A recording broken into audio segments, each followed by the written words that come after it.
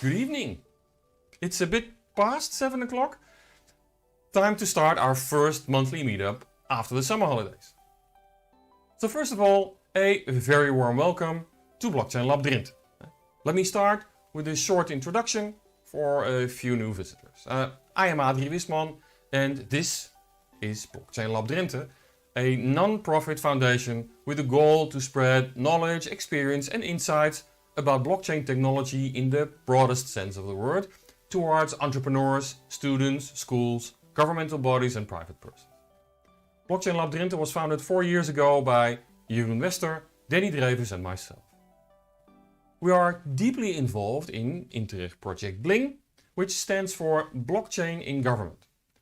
This is a project with 14 partners in 6 North Sea region countries who collaborate to develop blockchain projects and blockchain applications for public services.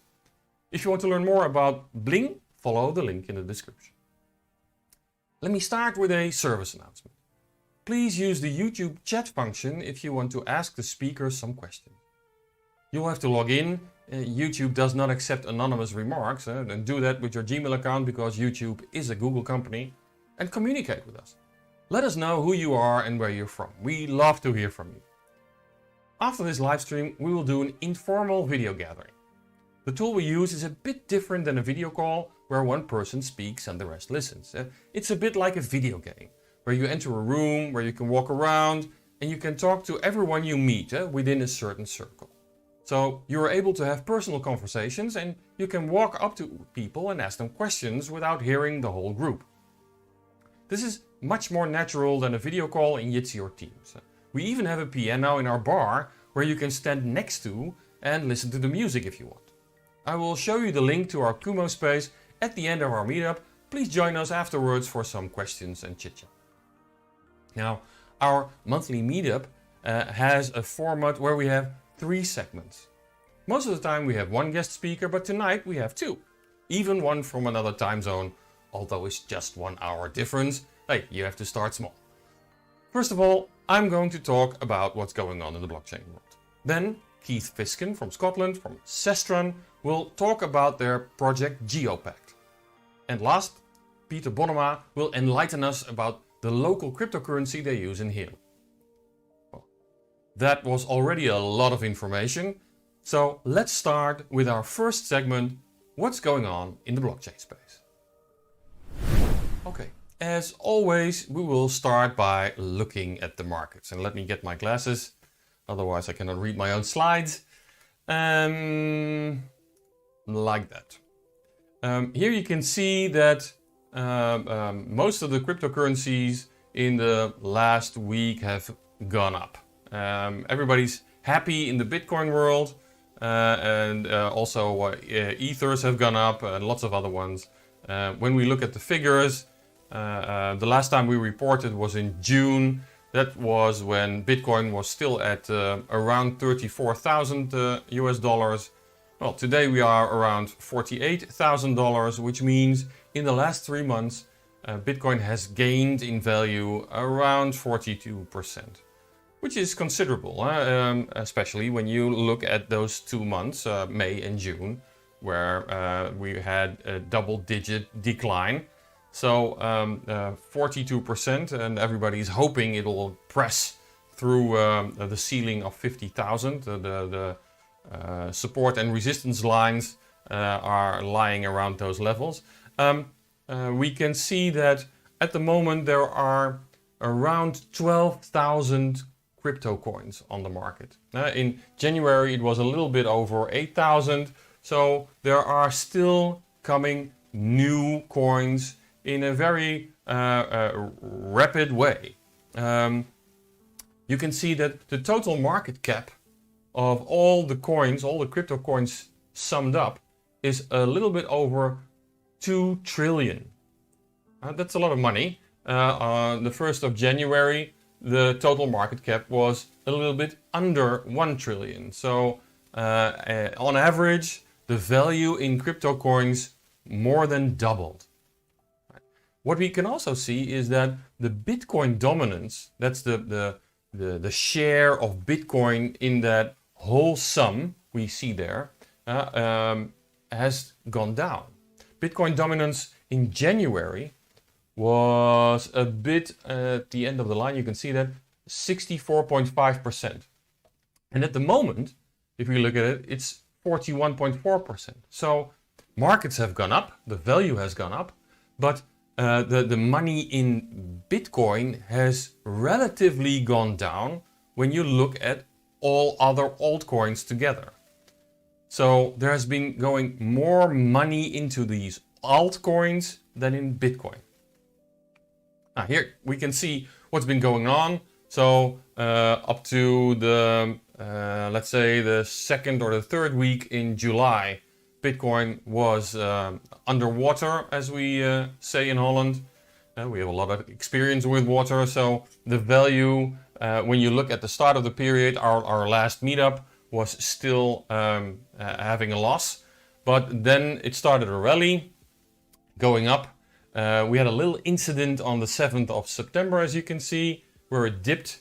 We'll talk about that a little bit later on, but it's in a plus. And as you have seen, it's up 42%. Here I have a chart of the blue one is Bitcoin and the orange one is Ethers. So there is a very big correlation, but as you can see, the last 2-3 weeks, Ethers have outperformed the Bitcoin price considerably, let's say around 12 to 15%. Now, one of the things we hear, and it was one of the factors you saw in that dip of 7 September, is energy consumption by the Bitcoin network. So always when you start talking to other people, they always start about the ecological side effects of the Bitcoin network. So some papers, some large papers, and some universities did a lot of research, and this year we have already surpassed all the energy we used for the crypto markets, which we used last year. So last year we used estimated 67 terawatt hours, and by the end of this year they estimate to have around 91 terawatt hours. So the whole crypto mining, whole proof of work, and all computers together use a lot of energy. Well, use a lot of energy, everything is relative. If you take all the refrigerators in America together, they use around 104 terawatt hours. Right? So the whole Bitcoin and blockchain network uses less energy than the refrigerators in one country, America. Right? So all the Bitcoin mining accounts are using 0.43% of the total electricity consumption in the world. So that's going okay. Now, China has banned the miners.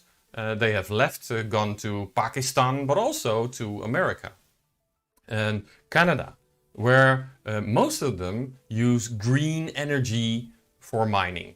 So I believe it's in the range of about 60 to 70% of all miners in those countries use green energy, which is a big improvement, and it will be a positive impact on the image that the crypto mining community has. The other problem that this moving from China has surfaced is that crypto mining also generates a lot of e-waste, right?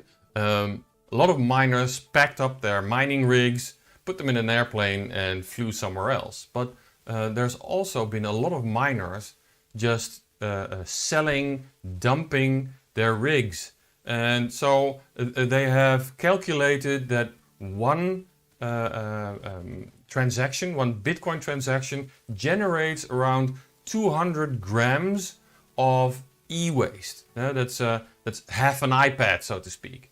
So next to the ecological effect of burning energy, now people start looking at the effect of the e-waste that crypto mining has on our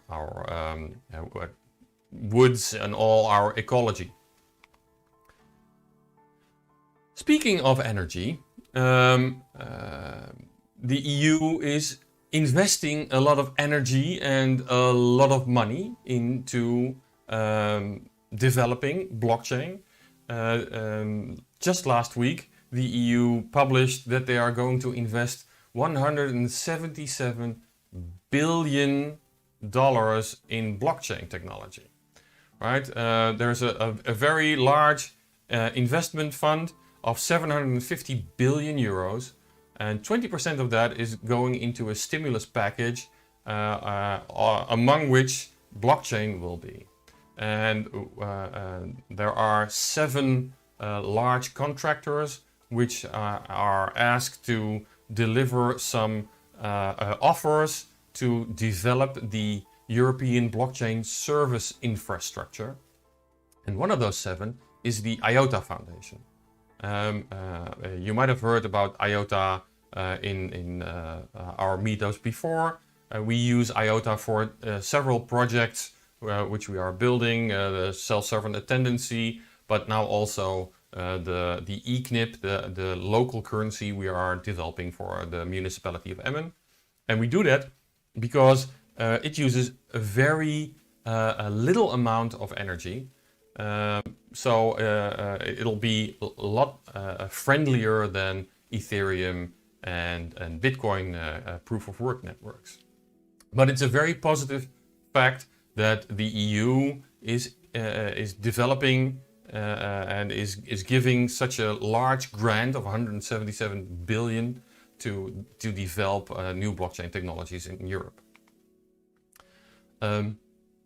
This picture is a slide from our last meetup 3 months ago, where this president, Nayib Bukele from El Salvador, passed a law making Bitcoin a legal tender in his country, El Salvador.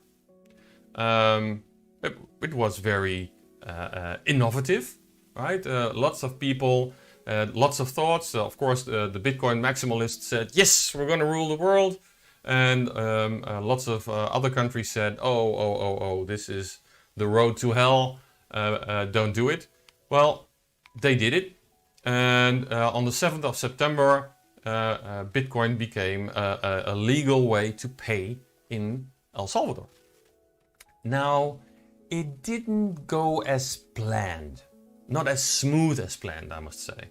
So they had 3 months to put everything together, and that was a little bit on the positive side. So there was a lot of trouble. The Chivo network, you can see ATMs, Chivo ATMs here. There are more than 200 Chivo ATMs in the country, and it's a small country in Central America, so it's about 6.5 million citizens, who are not all very happy about Bitcoin, right? There have been protests, etc., because on the first day of introduction, there was a very big problem. The Chivo wallet, who people could download from the Google Play and Apple Store, was not available. And there have been some other problems. As you can see, there's been some outages. They have disconnected the wallet. Every citizen of the country got $30 US in Bitcoin, and $30 US is, let's say, 1/10 of 1 month of rent, to take it a little bit in perspective. But they're working with it, and not only they, countries, neighboring countries like Panama, are also deciding to make Bitcoin a legal tender in their country, right? Not as rigorous as El Salvador, who says, okay, we're gonna use this instead of the US dollar. Of course, you can use US dollars, but we prefer you using Bitcoin. Panama says, no, we have all our own currencies and we use the US dollar, but you can use Bitcoin also. Here you see a picture of something we have been talking about also for the last year. Here you see Jeroen standing in front of a class full of students where we are teaching blockchain to University of Applied Sciences, NHL, Stenden. So we started, there is a 15 EC and a 30 EC minor going on. So these students will get lectures about blockchain until the end of January.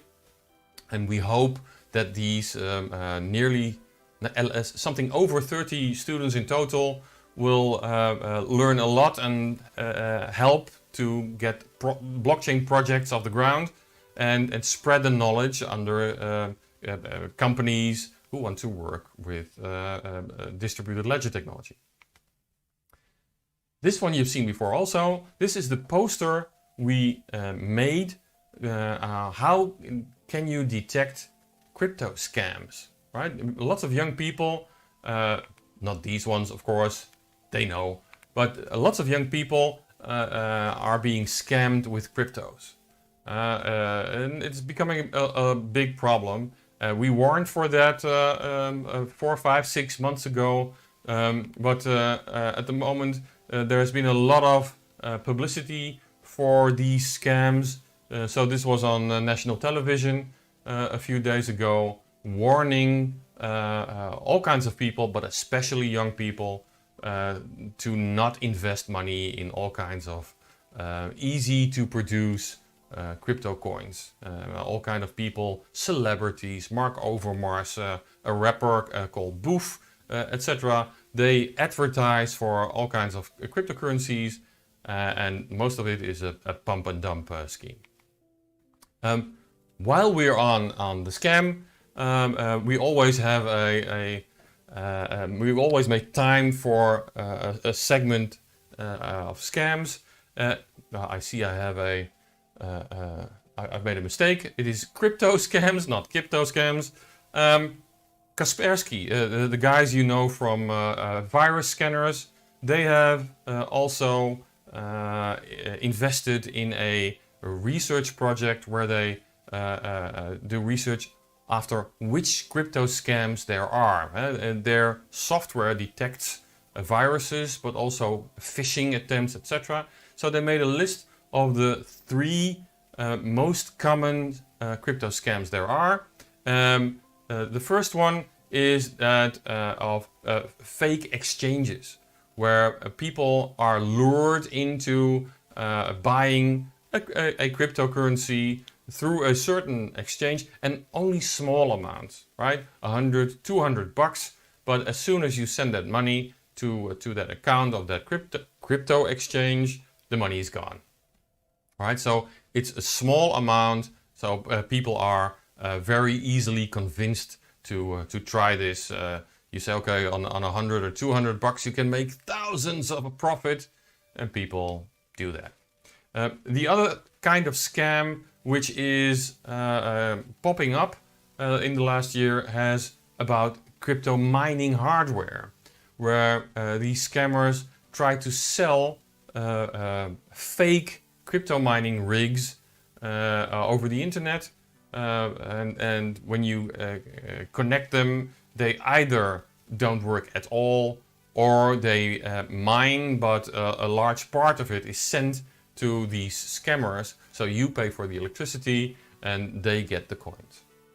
And the third type involves a scam which is as old as the internet, so to speak, plain old phishing emails, where they try to get your private keys, and as soon as they have them, they take all the money out of your account and run with the money, and it's gone. I've seen a lot of cases like this, where people are lured into investing and think they're going to make a lot of profit, but then somebody takes away their private keys and their money, of course. Okay, that was crypto scams. for today. Let's see if there are any questions, and after that go to the next segment. Okay, I don't see any questions in the chat yet, but I still have to do a certain topic I forgot, which is, of course, the Blinkathon. In November, Blockchain in Government is organizing a blockchain hackathon, which we called the Blinkathon. It's an event which is an innovation competition, an inventors competition, and it'll last for 30 hours. There is a website, but there is also a nice animation movie, and I will show you that now. Enthusiast? Are you a creative person with loads of ideas? Then Interreg Project Bling is organizing a blockchain hackathon for you on November 13th and 14th this year. You are going to solve challenges in the field of energy, transport, verifiable credentials, e-voting, and more. Going from idea to prototype, presenting your product to international jury members to compete for nice cash prizes.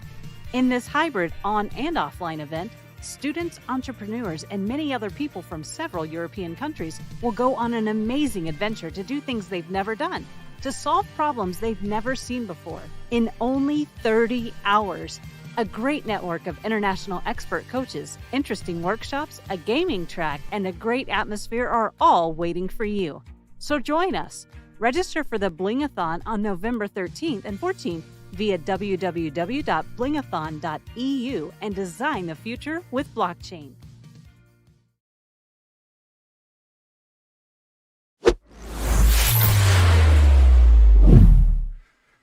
Great. So here you see a page of the website we made, www.blinkathon.eu. Take a look and find some people who you trust, not only trust, but also have the skills. Organize a team and register, because hackathons are something special. I can give you a lot of examples, but the better thing I can do is in the next time I will show you some after movies from hackathons and show you some examples of applications that were built on a hackathon. Okay, let's see, there are some people, but there are no questions. Then I will switch over to the next segment, and I will do that here. I will go and ask Keith, like this. There is Keith, our man in Scotland. Keith, I will switch over to your presentation right now. Can you start with an introduction and then tell all the people the great news and all the great scientific findings you have found in Cestron? I'll switch over for you now. Thank you, Adri. And in time-honored Eurovision fashion, can I say good evening, the Netherlands? This is Edinburgh calling. So it's a great opportunity to chat to you tonight. I'm going to take you through some of the work that we've been involved in with our partners at the University of Edinburgh in the Bling project as we look to explore and address some challenges in and around the transport arena, which is what the South East of Scotland Transport Partnership, where I work, is primarily focused on. So we explored a use case in and around the space of micro-logistics, looking at applying some blockchain technologies, specifically looking at smart contracts and the use with location data to make programmatic agreements, exploring how and when people use the technology, the issues, the acceptability in and around that, and then understanding how and what new things we can do when certain things are in the same space as people, and that is something that we worked up and we ran a pilot and are still running a pilot. And this pilot is called Geopact. And here is a bit of the physical, one of our first iterations of a smart box that we designed and developed. And to explain kind of where it sits, obviously you can see where people and the boxes sit in what we call obviously the world. So it's a blockchain-backed system, so that sort of first level. The idea was we would transport boxes using e-scooters in and around physical spaces, and then we could see how the technology interacted using a geo server. You could see the processing from the data in the world was matched with smart contracts, and then obviously underpinned and verified by the blockchain. So that was the way that the first iteration was set up and designed. Here's an example of kind of the dashboard that was developed to show how things were interacting and moving through the system, where the contract status sat at any point, where things were verified and actioned as they moved through things. Initially, we had a process by which people built Lego cars. So that's why you can kind of see things like chassis and motor collection and there. So the boxes would move around with bits and pieces of a Lego car in them, and then people would interact with them, take things out, add things in, move it to the next box, etc., and ultimately verifiably build a genuine Lego car. Kind of here's some people actually engaged with the process by foot. So you can see someone bringing one of the smart boxes over to another chain in the process, and that is one of our researchers, Joe, on the right, and he's passing on some further information based on the verification within the box and the person holding it. It wasn't just in person as well. We did things remotely. So here you can see one of the remote stations that we developed, and someone interacting with it, lifting off a box, and then they're going to scoot off with it and take it somewhere else. And also you can bring a box to here and verify that it's been done correctly in the right space through the geolocation. The next stage of the kind of project, we actually engaged with an actual courier company, so a real world courier company called Zedify Logistics that operate here in Edinburgh. And we got some of their couriers for a day to actually work this through in a slightly larger scale with some different types of smart contract applications in place. The important bit here we wanted to kind of find is how actual couriers themselves, so professionals, how they kind of interacted with the technology, what they were, what they thought of it, their experiences, and also understand what they thought was important and relevant for this technology, bringing it to their both personal and professional lives. So how does it make them feel? Is it making things easier, more difficult, etc.? So here's an example of kind of one of the contracts that we developed. Obviously, a fairly standard sort of courier process. So a sender is asking to move a package to a recipient. So here fairly standard courier. And this again is this was couriers using bicycles, so it would fit very much in that kind of micro logistics space. We kind of updated the boxes here on the left, might be the right as you see it, hopefully it's the left, and also developed a kind of app that the couriers and the customers could actually use to both set up the contract and track the movement of the package through real time. And here we have this is the kind of range of contracts that we developed and ran. So you can see where there were some where it was, courier delivering packages. There was some where it was interacting in a space by itself, so that there would be some sort of external verification that something had happened before the contract was accepted. So you can see that within the last one, the courier box containing the envelope in transit.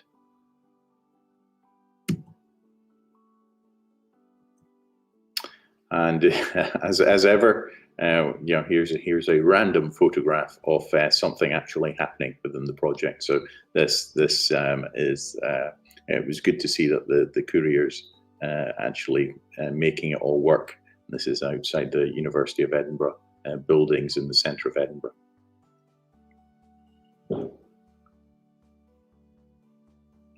So one of the things that we kind of got out of this was a lot of feedback, both from the couriers and the receptionists who were receiving them and sending out the packages. Looking at improved coordination and compliance was kind of one of the things that we wanted to see whether or not that would happen, i.e. is it making the business or the operation of the business better?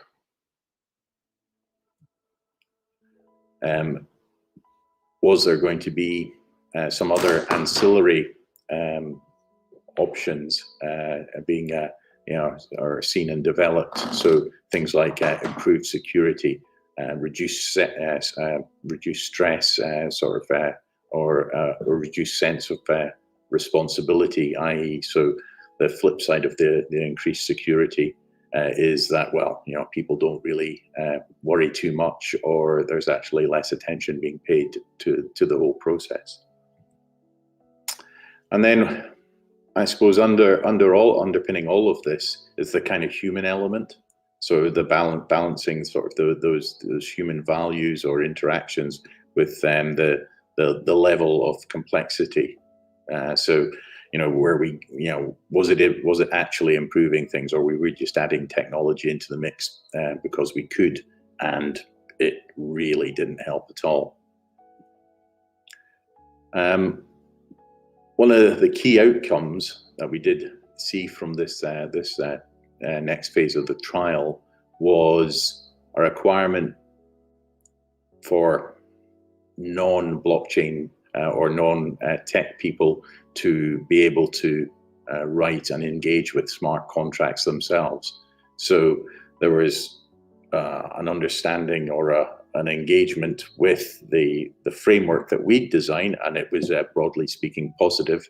But when there was a need to actually do something different or adapt to a change in circumstances, so the timing for a delivery of a package has changed, for example, or the location, the smart contract itself needs to be able to adapt to that, and that needs to be written or rewritten by the couriers or the receptionists.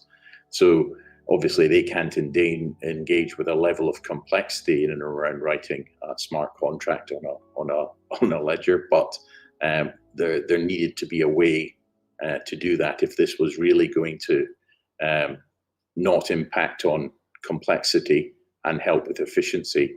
So the system and the idea had to be simplified, was one of the key outtakes that we got from that.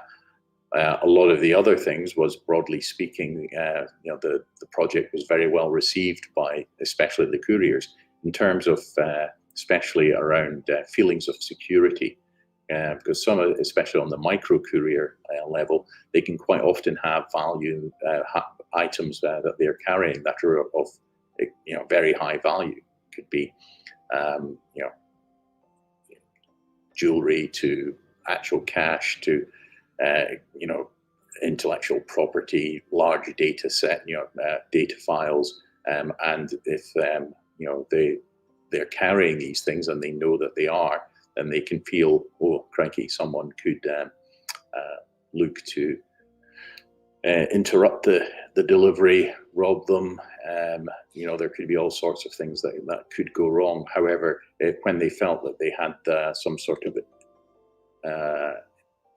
alternative or additional layer of security, then that actually made them through the secure blockchain boxes, and then that made them actually feel a bit safer about what they were doing.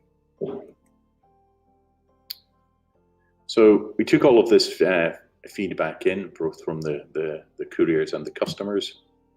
We kind of looked at the practical challenges of this, as I just kind of sort of mentioned there, the flexibility of the contract writing, the types of containers, and then the overall network reliability. So we were, in terms of geolocating them, we were using a LoRaWAN network, and then it was underpinned by an Ethereum blockchain. Now, the overall reliability of that, as boxes move around physical space, etc., that certainly was highlighted as being a potential challenge. One of the key questions that sits under all of this is, well, I think we demonstrated here that things were possible and there was potential value in this, but ultimately, who actually builds the infrastructure? So on a very small local level, within a group of fairly close-knit buildings within a university space, then yes, we could manage this. But on a broader city level, well, how does it actually develop? How's it funded? Who builds it? Etc. etc. So these are all fairly common challenges with that kind of new technology and infrastructure. However, what we did demonstrate here that things are possible with a relatively simple ground-up approach. So starting small and scaling it up, there certainly seem to be possibilities here. So in addressing I guess this is now stage 3 of the project, we look to address this idea or this challenge of how do people write or interact with smart contracts in a kind of non-expert level. And this is where we developed the Geoblocky smart contract builder, or sort of trialing concepts around that. So this kind of identifies we asked the question, well, who makes the smart contracts? Well, if you're going to take something out into the real world, just like any other contract or transaction system, as we kind of all use in our everyday lives, you're going to have all sorts of people using them. If you want to have that scale and level of interaction and use to business and people, if you're in effect going to make life simpler. So the Geoblocky tool, the idea behind that was basically a graphical tool. I always relate it back to whether or not you'll be old enough, like myself, to remember Sinclair Basic back in the early 80s and mid 80s.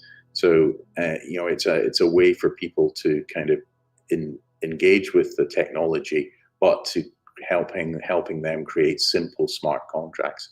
So in a structured way, so that obviously it's the output should be a smart contract that works and does what you need it to do. So it has narrative and it has logic, and it then links these ideas and narratives that people build for what they want the contract to do to the code. So we kind of took the first step in all of that is kind of trying to understand what do people actually want contracts to do. And so, we ran a few workshops linked to storyboarding and using Miro, so sketching out sort of ideas and seeing how people would actually want to deploy a smart contract. Here they are. So you had all sorts of things that we took here where, based on types of location to events, what would be needed. So, and so lots of post-it notes going up on our virtual boards and lots of ideas being generated. So quite an engaging and fun process, and we got a lot of information out of this. And then we transferred that over onto, and then you can see the kind of blocks being developed for the smart contracts. And you can see how you can add in blocks at different points. And, basically, if this happens, then do that. If this is being fulfilled, then move to this point. And, we could see the potential here. And we're sort of trialing this with, the code in behind it. And certainly seemed to definitely be possible. Checking that against, we actually had, people trying to make use of this themselves based on the ideas that they had. So you can see on the right, and then people actually sort of dragging blocks in and building the smart contract in the blocky panel. And then obviously, you can kind of see what we wanted to happen, basically the logic flow in the contract checklist of seeing if that was matching up with what people were trying to actually make happen in the blocky panel.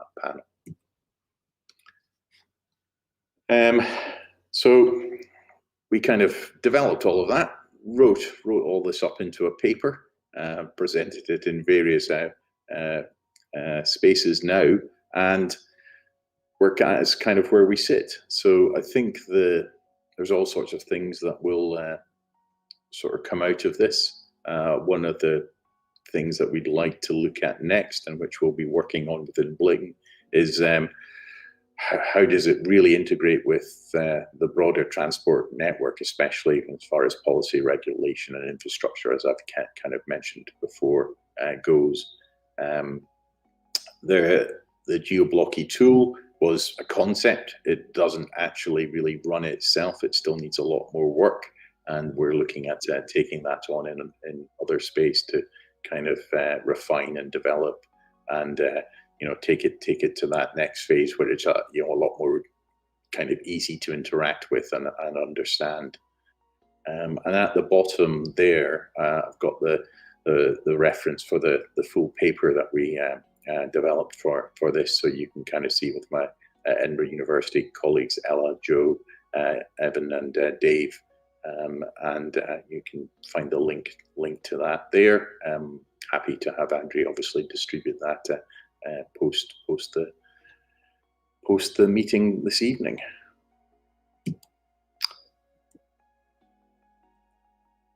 And there we have it. Okay, great. Thank you, Keith. Yeah, well, being an IoT guy, Internet of Things is one of the applications of what you built there. It's massively impressive.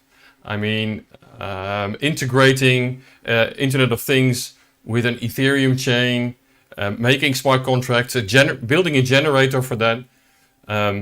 Finally, I heard that I'm in the age class that I know a Sinclair ZX Spectrum. I have an advantage. Now it's great to see what you're doing and building that Blockly and that Scratch environment for people to eventually build their own smart contracts. I mean, you could teach this to children in school. They are working with Blockly kind of applications. Yeah, I think there's the potential for this, and I guess sort of it's looking at the key challenge. And we, as with all kind of research and pilots and proof of concept ideas, that was one of the answers that we didn't even, or one of the questions that we didn't even really think to ask. And it was only really once you start interacting in the real world with real people that you can see those the potential in those questions. So because people themselves aren't really asking that. As far as blockchain goes, it's not a case of how do I use blockchain. It's blockchain's a bit difficult, so I'm not really going to, or you have to be really technical to engage with it.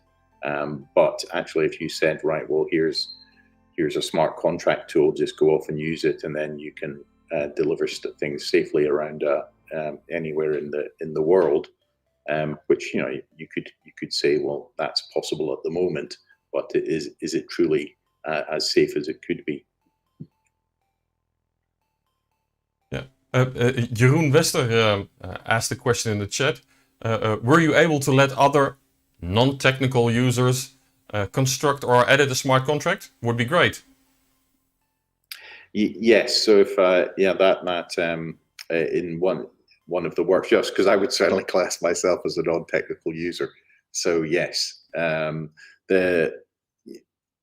successful was that? We did have the steps within a sort of fairly simple contract,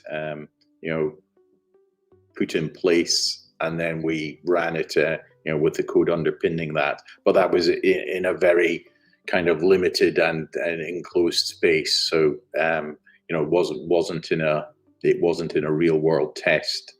So it wasn't truly linked to the pilot. Okay. You talked about complexity. There.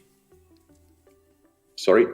You talked about complexity and a pilot, a small scale pilot.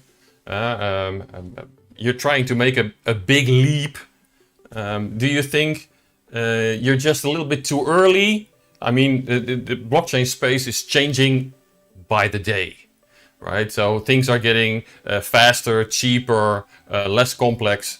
Do you think you're on the edge of the wave, or does this work in your disadvantage? That's a kind of hard one to really answer, but because as soon as you're taking stuff out in so the Internet of Things, but you're integrating new technology into physical space as well, then you're reliant on a number of things kind of happening, and as I said, the infrastructure needs to be there. So if it's a LoRaWAN network or something similar, or the geolocation has to be accurate. So it's not just the kind of blockchain technology that needs to be in place, or the smart contract tool writing ability.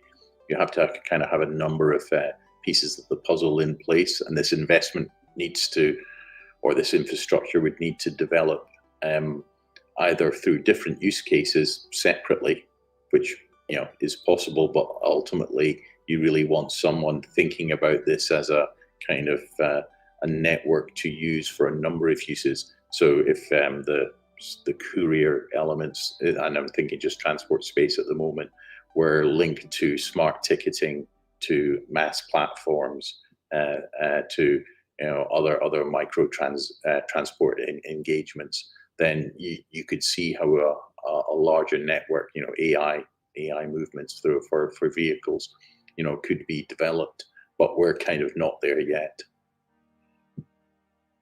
Yeah, super interesting. People are writing in the chat. I also had a ZX Spectrum, so you triggered something. Yes, bit of nostalgia. We're not alone. Yes. Okay. I see no other questions. I will take the information from your slide and post that together with this video, that if people want more information, that they can find the paper you described. Yeah, I'm more than happy to share the slides up as well.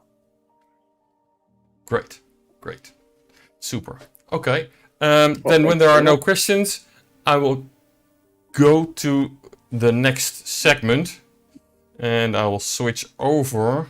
I will swap you out for Peter Bonnema.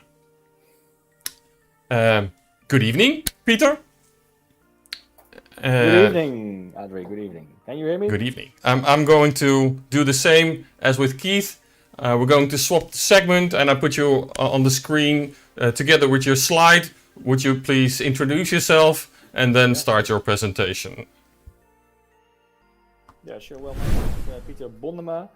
I'm working for the municipality or the city of Heerlen.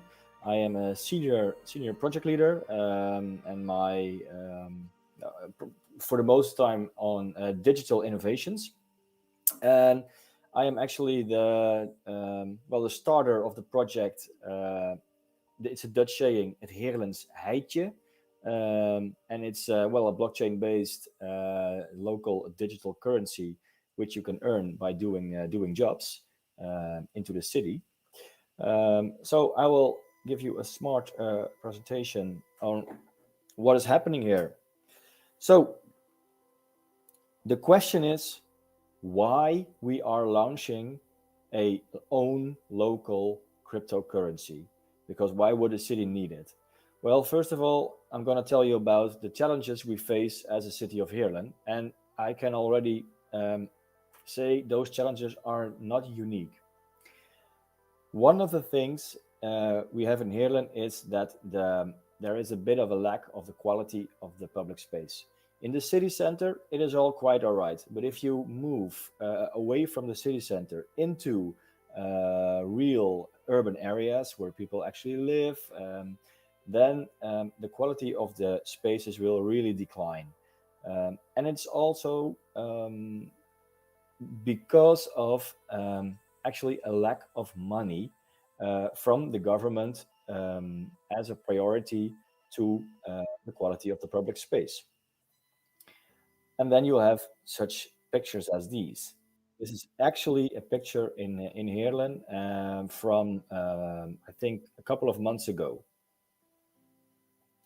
The second thing is the economical situation in the city. And these are challenges even post-corona times. There are a lot of vacancies for retail shops. And if they are even in the city, it's quite hard for them to have a sustainable shop because one on even one out of six, 1 out of 7 shops will not make it even through their first 2 years. And the third challenge we like to address in this project is the lack of strengthening citizen and participation. This was during the local elections from 2018, and there were only 44% of the people who are able to vote went voting. So the people, or at least the politics in Heerlen says, hey, we really need to activate citizens again, granting ownerships to them. And maybe it's even possible to help help us as a city with some maintenance in the public space.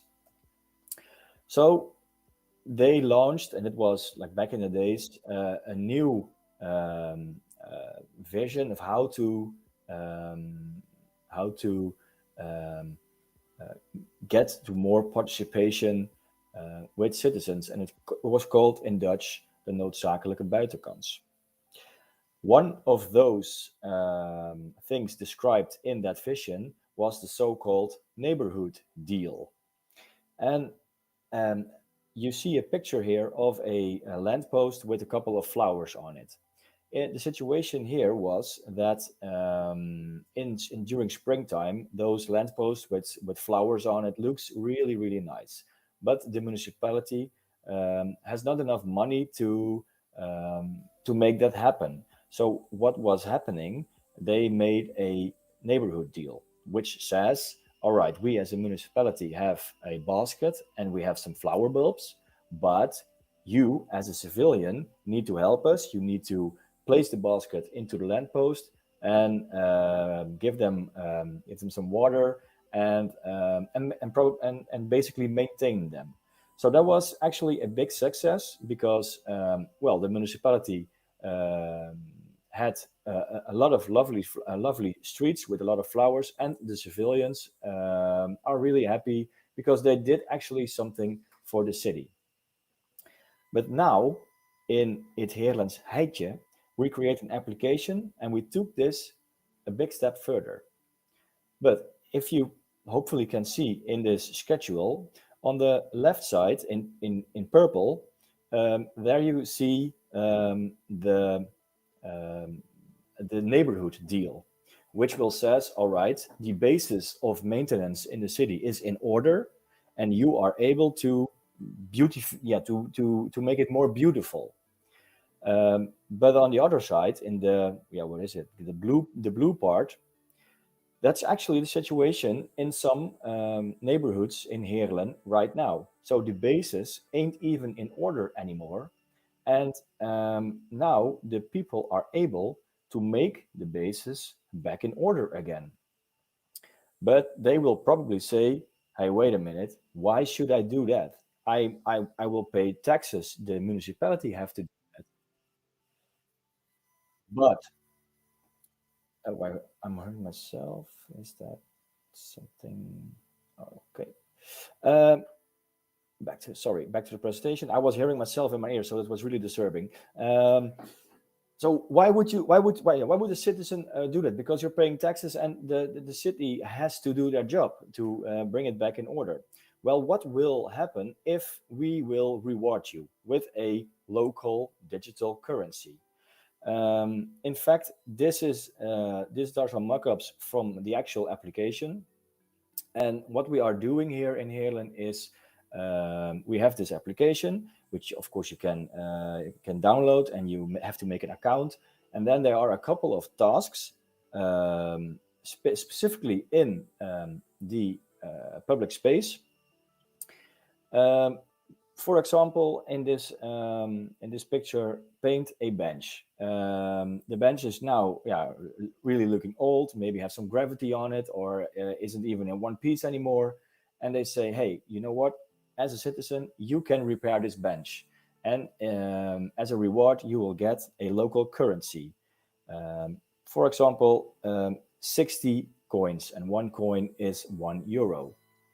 So how does that work? Well, the municipality creates tasks, and of course determines the amount of money which you can earn.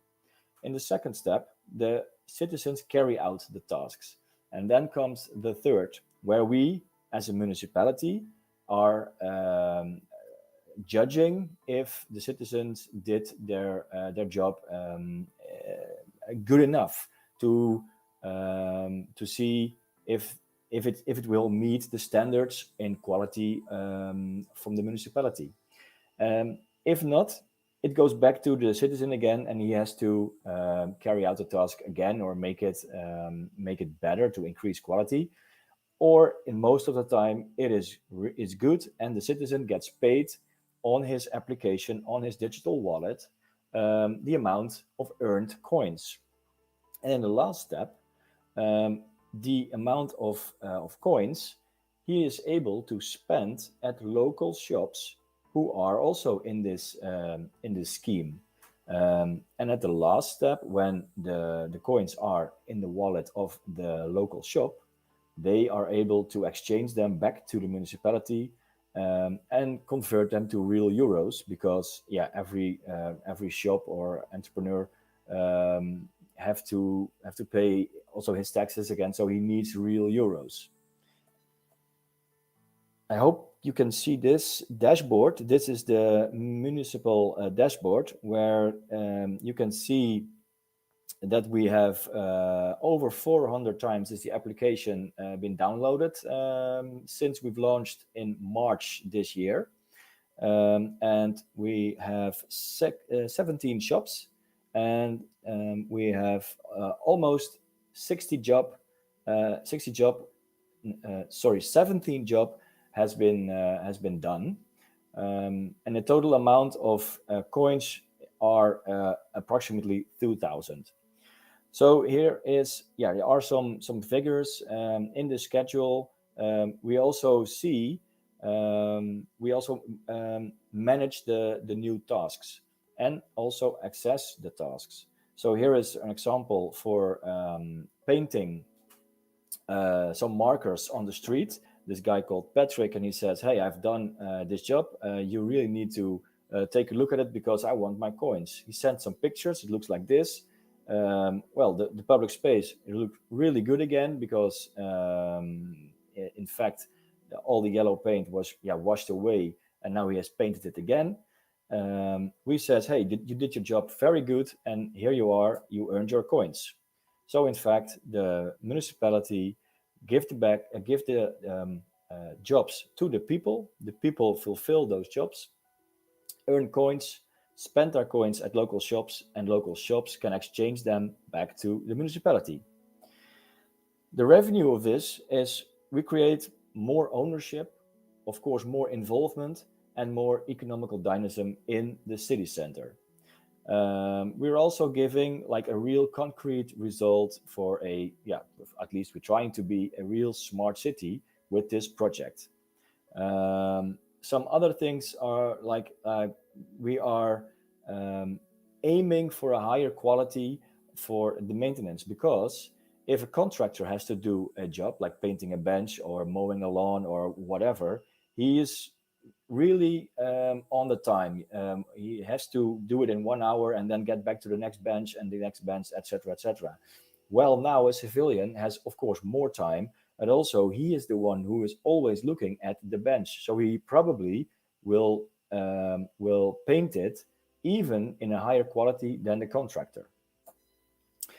Well, this program we're not doing by ourselves. We are funded with the European program called Urban Innovative Actions, and it's a European program which fixes fully on like high innovative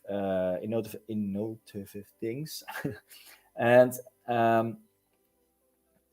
we're also not doing this only with the municipality. No, we've partnered up with a couple of great partners. So with GoTown, the guys who are really pushing this thing forward by creating the dashboards and creating the app. So they are our tech supplier. We've got Brightlands. It's our it's the campus from the south of the Netherlands. A neighborhood organization. We've got Heerlen Mijn Stad, who is the organization who is representing all the entrepreneurs in the city center. The VNG is the Dutch Association of all the municipalities, and we've got, of course, Statistics Netherlands, who is monitoring the whole scheme. This is our website. You can go for more information to heerlen.nl/heitje. You will find all instruction videos, etc. That's about it. My name is Pieter Bonnema. And I was really happy to give you these presentations. So thanks, Audrey, for this opportunity. You're welcome. I've seen a lot of nice things, and there are also a few questions in the chat. Jeroen asks, how did you convince the municipality to take the financial risk? They are usually risk avoiders. Yeah, that's true. Well, it was, all comes down to the funding from the European Union. We've got a 3-year program, and in that program, we are really developing the whole scheme and trying to. Let me say this another way. As a municipality, you have only one shot to make this right. If the application or the financial scheme or entrepreneurs or whatever, if this thing is hackable or whatever, then everything is lost, because you got one shot, and if you don't do it right, then you lost all your believers or your followers. Credibility. Yes, credibility. Yeah, thank you. And so it was not that hard to convince them, because the answer was actually by granting the grant. It's a highly innovative project, and we got the grant because this might be a solution for those challenges, and those challenges are not unique. There are a couple of, let's say, European cities which have the same challenges which I addressed in this presentation, and which are in the city of Heerlen. And if this is a solution which actually helps to avoid or decline these challenges, then the European Union could easily duplicate this system into another city. So that was one of the reasons we've got the grant, and because we are financially backed from European with European money, it was a lot easier for the city to take the risk and to go for it. Yeah, so there was only a very limited risk for them because the biggest part of the money was funded by the European project. Yeah, true. Yeah. Yeah. And who came up with the idea? Was it the municipality of Heerlen that said, okay, or was it you, or was it someone else? Yeah, well, it was it was actually me. I saw this in January 18 was it already? So really like three and a half years ago. I saw these challenges, and I was already as an enthusiastic person into blockchain space, and I thought, maybe we should do something as a municipality with blockchain. So they said first to me, and I think that was maybe in 2016 or so. Well, Peter, nice that you have the knowledge about some blockchain things, but yeah, well, we're not doing things with blockchain unless you have a real like a real use case. So please go back, do your job, and if you have a real use case, then come back to us and present it, and yeah, well, we take a look at it. And if you can convince us, and if you have the money, then sure, we will go. So yeah, that's actually how it went. I saw these challenges, and of course, I talked with with some colleagues and other people from the space here at also at Brightlands, the smart service campus we have here in Heerlen. And so the idea got how do you call it, enriched or something, enlarged. It got bigger, and eventually, the use case was successful enough to get the grant. And well, when that was when that was all right, we definitely go for it. Yeah. But then again, this is all Great. This is all like we're doing this for the first time, so everything is new. We've got all kinds of challenges. One nice thing which happened to me is in the first couple of months we were addressing this project with we're like talking about, all right, we're trying to use a digital currency. It's a cryptocurrency, and then we got a phone call from the Dutch National Bank that said, hey, wait a minute, you're a municipality, right? You're not creating your own money. Like, what's happening here? And I convinced them, and I said, well, every coin which is in the system is backed by a real euro on the balance sheet from the municipality. So there is no problem here. And I also said, well, it's the same with euros, because every euro in the system is backed with physical gold, right? Dutch bank. Well, they didn't laugh at it, but I did. Yeah, you're making friends there. Yeah, not really, but yeah. Yeah, but No, it was. they really have the problem that at first they thought you were becoming a patenter, a competitor in the field of monetary services. Yeah. No, but all stupid things aside, they really helped us, and I had a chat with also with the innovation part of the Dutch National Bank, and they said, well, if you have the system backed in real money on the balance sheet, then then go ahead. Yeah. Yeah. Well, I recognize a lot of things. As you know, in the municipality of Emmen, we are also building our own local cryptocurrency, and we have the same problems, right? You need the idea. You need to really talk to a lot of people to convince them that this is something innovative, something that's going to change real things. Yeah. But I have a question with that. Did you tell the people in Heerlen, the users of the app, that there's blockchain inside? No. No. The real you make it for the real user. You have to make it as easy as possible. Just tell them you can earn coins. They will pop up into the wallet on your phone, and if you want to spend them, go to a local shop. Say, hey, I want to pay with a digital coin. the shop owner will get his device, create a QR code, and as a civilian, you only have to scan the QR code to make the transaction happen. So we're not like as a user, you only see the top of the iceberg and you don't see what's all behind in the system. But because before you know it, people think they're working with bitcoins and starting to look at the internet, how much it's going up and down. Yeah, that was also also one of the things we really have to say. This one is actually a stable coin. It is €1 and it stays €1. All kind of things we have to explain. Yeah, I see Ali has a question in the chat. How is the evaluation process to confirm if the job being done correctly and decide to pay the deal? Yeah. Well, that's an interesting question because we are, at least I am looking at this in two ways.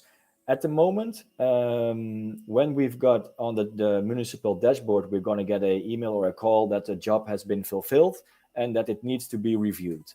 Then a technical guy from our maintain department really goes to the working spot, in this example, again, the bench or something else. And he judges if the bench in the new way is correct from a technical point of view, from a quality point of view. We all can look at benches and say, well, yeah, probably they are right, but they see like technical things, the right color, etc., etc. So they judge if the task has been fulfilled correctly. But now the second thing, and that is quite interesting, and also more like blockchain involvement.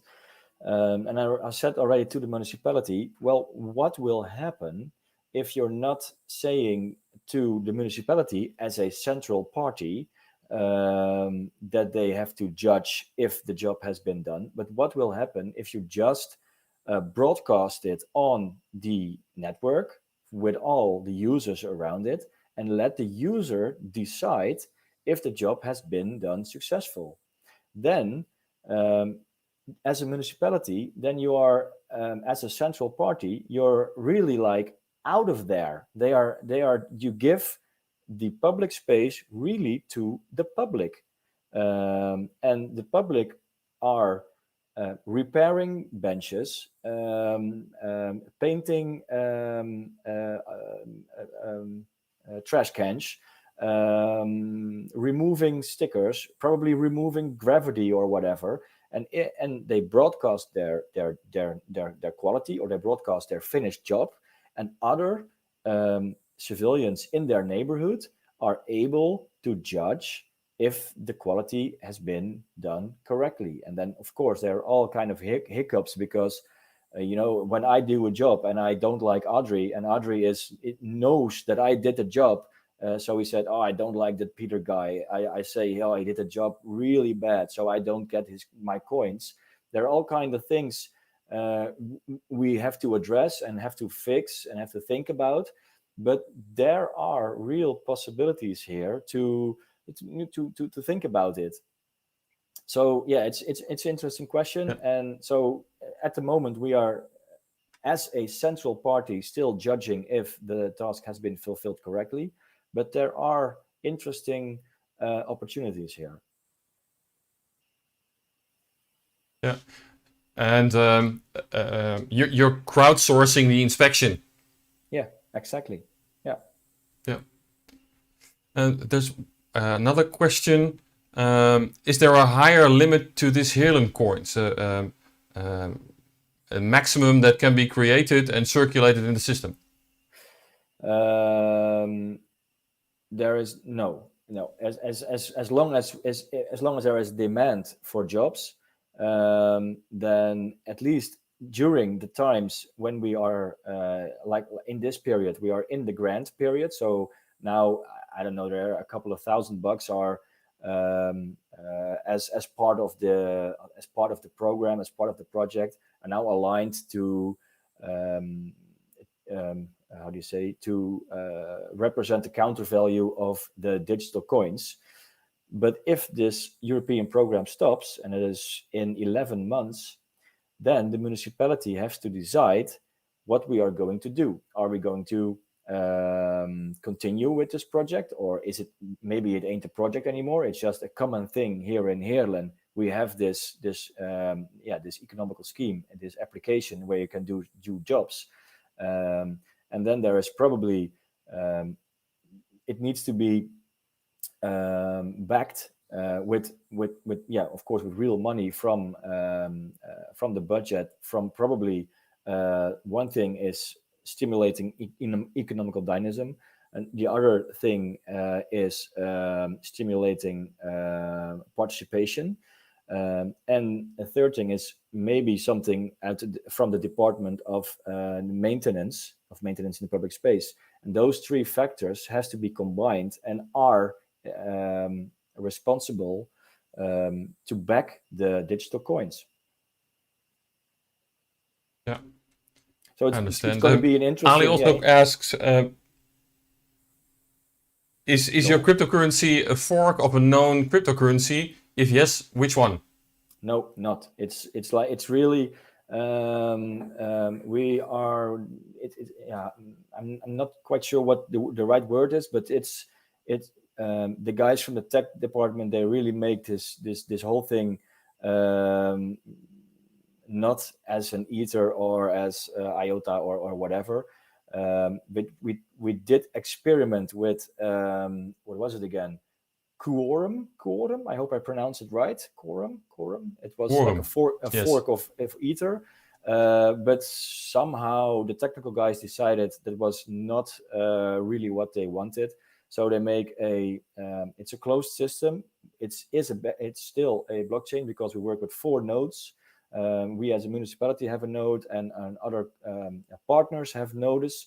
So it still is a distributed ledger, but not like a common one, not an open one. Okay. I saw on your LinkedIn that you reached a new milestone. You're going to scale up. Yeah, true. Yeah. Like I said before, as a municipality, you've got only one shot at this. If you're doing it right, then there is a probability that this project is full of life. So to minimize the risk and failures, we started in only one neighborhood from the city, with only 10 jobs, 10 people, and I don't know, 3 or 4 shops. But still the real deal, real coins, real money, real jobs, etc. After 2 or 3 months, we did a scale up to another municipality, another neighborhood. And now we are actually ready for the whole city. And the update is coming, in 2 weeks. On the 4th of October, the update is planned, and then we are live in the whole city. And another thing is also quite interesting in the same update.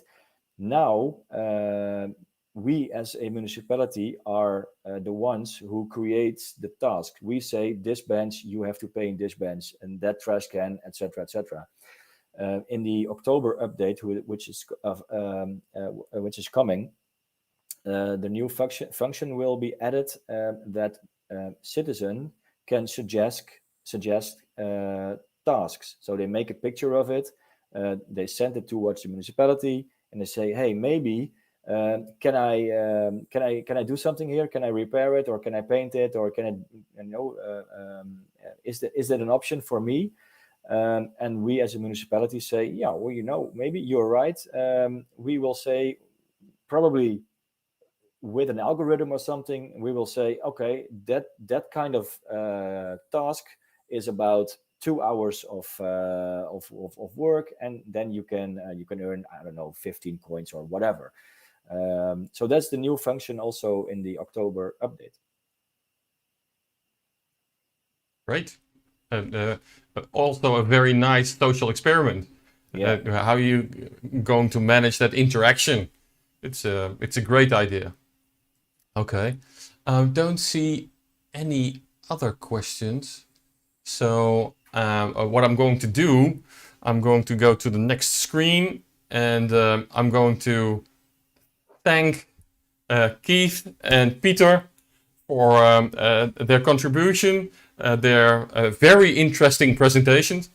And the next thing I have to do is go to our next meetup date. Our next meetup will be on the 3rd Thursday of October, so October 21st. I hope to see you all there again. I have to be a real YouTuber, and I will have to ask you to subscribe to the channel, and because it'll help other people to find our videos. And the algorithm of Google is almighty. So I hope you enjoyed this meetup. We had lots of interesting views. It'll be a long time before everything that was in Keith's presentation and in Peter's presentation has found its place in my head, because there are so many possibilities that are popping up that I don't think I'm gonna sleep a lot tonight. Thank you, gentlemen. So I hope you enjoyed this.